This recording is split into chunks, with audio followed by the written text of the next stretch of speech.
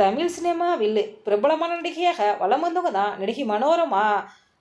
நடிகை மனோரமா குணச்சித்திரம் காமெடி கதாபாத்திரங்களில் இதுவரைக்கும் 1000க்கும் மேற்பட்ட திரைப்படங்களில் நடிச்சிருக்காங்க. எம்ஜிஆர், சிவாஜி கணேசன், ரஜினிகாந்த், விஜயகாந்த், கமலஹாசன் என பல முன்னணி நடிகர்கள் இணைந்து பல திரைப்படங்கள் நடிச்சிருக்காங்க. திரையுலகில் இன்றளவும் நகைச்சுவை உலகில் நடிகை மனோரமாவின் இடத்தை யாராலும் நிரப்ப முடியவில்லை. நடிகை மனோரமா 2015ஆம் ஆண்டு அக்டோபர் 3ஆம் தேதி காலமானாங்க. நடிகர் சிவாஜி கணேசன் அவர்கள் வியந்து பாராட்டி நடிகை என்றால் அது நடிகை மனோரமா தான். தில்லானா மோகனாமல் திரைப்படத்தில் ஜில் ஜில் ரமாமணி கதாபாத்திரத்தில் நடித்தது மூலம் ஒட்டுமொத்த ரசிகர்களும் சிரிப்பலையில் அழுத்திருந்தாங்க. அண்ணாமலை திரைப்படத்தில் நடிகர் ரஜினிகாந்தருடைய அம்மா கதாபாத்திரத்தில் நடித்ததை நம்ம யாராலும் மறக்க முடியாது. சம்சாரம் அது மின்சாரம் திரைப்படத்தில் நடிகை மனோரமின் நடிப்பை பார்த்த விசு அவர்கள் வியந்து போயிட்டாரு. நடிகை மனோரமா தன்னுடன் மேடை நாடகங்களில் நடித்து வந்த எஸ்.எம். ராமநாதனை திருமணம் செஞ்சுக்கிட்டாங்க. 1955ஆம் ஆண்டு பூபதி பிறந்தார். குழந்தை பிறந்த 15 நாட்களில் மனோரமாவை மீண்டும் நாடகங்கள் நடிக்க அவரது கணவர் ராமநாதன் அழைத்திருக்காரு. இதற்கு மனோரமா எதிர்ப்பு தெரிவித்தனால தனது மனைவி மற்றும் மகனை விட்டு சென்ற அவர் மீண்டும் திரும்பி வரவே இல்லையாம். சிறு வயதிலிருந்தே தன்னுடைய அம்மா மற்றும் பாட்டி ராமமிர்தாவின் வளர்ப்பில் வளர்ந்தவர் தான் பூபதி. நடிகை மனோரமா தன்னுடைய ஒரே மகனான பூபதியை மருத்துவராக்க வேண்டும் என ஆசைப்பட்டார். ஆனால் பூபதியோ சென்னை பிரசிடென்சி கல்லூரியில் பிஎஸ்சி பட்டம் படித்தார்.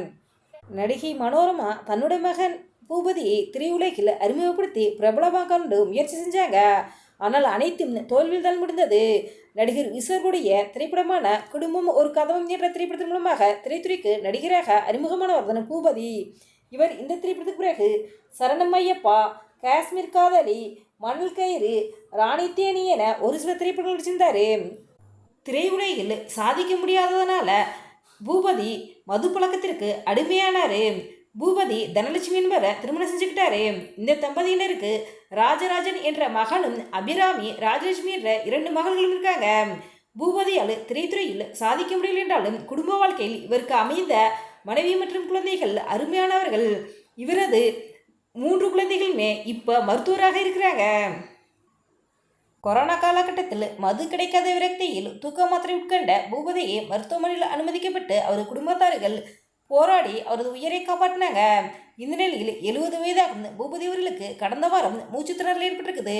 இதனையடுத்து அவரை சென்னையில் உள்ள தனியார் மருத்துவமனையில் அனுமதித்து சிகிச்சை பெற்று வந்த நிலையில் இப்போ வீடு திரும்பி ஓய்வெடுத்து வந்திருக்காரு. இந்த நிலையில் அவரது அம்மா பயன்படுத்திய அதே கட்டிலே இன்று காலை 10:40 மணியளவில் பூபதி அவருடைய உயிர் பிரிந்திருக்குது. இவரது உடல் பொதுமக்கள் அஞ்சலிக்காக சென்னை நீலகண்ட மேத்தாத்திரு தீநகர் இல்லத்தில் வைக்கப்பட்டிருக்குது. பூபதி அவர்களுடைய இறுதி சடங்கு நாளை மாலை 3 மணியளவில் கண்ணமாப்பேட்டை மயானத்தில் நடைபெறும் என்ற தகவல் வெளியாயிருக்குது. பூபதி அவர்கள் காலமான செய்தி வெளியானதுக்கும் மனோரமா ஆட்சியருடைய ரசிகர்களும் திரைப்பிரபலங்களுக்கும் பூபதி அவர்களுக்கு ஆழ்ந்தர்கள் தெரிவித்து வர்றாங்க. எங்களுடைய சிறப்பாக ஆழ்ந்தரங்களை தெரிவித்துக் கொள்கிறோம்.